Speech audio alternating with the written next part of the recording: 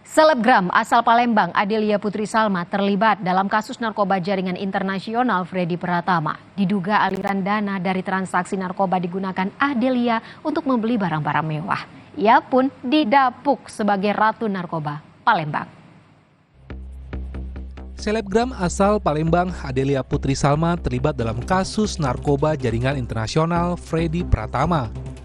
Adelia menjadi satu dari ratusan tersangka yang terlibat dalam sindikat narkoba jaringan Freddy Pratama. Adelia ditangkap di Tres Narkoba Polda Lampung di salah satu klinik kecantikan di Kota Palembang, Sumatera Selatan pada 26 Agustus lalu. Penangkapan Adelia berawal dari pengungkapan kasus narkoba pada 2 bulan lalu dengan narkoba seberat 35 kg.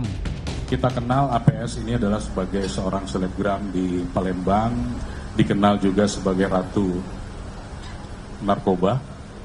Dari pendalaman kita mengetahui bahwa diduga tersangka APS ini ikut menikmati hasil penjualan narkoba dari suaminya yang berinisial K.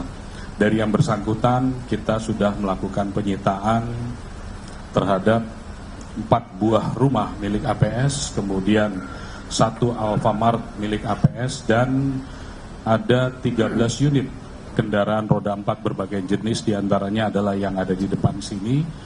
Adelia diduga menikmati dan menyembunyikan uang hasil kejahatan penjualan narkoba yang dilakukan suaminya.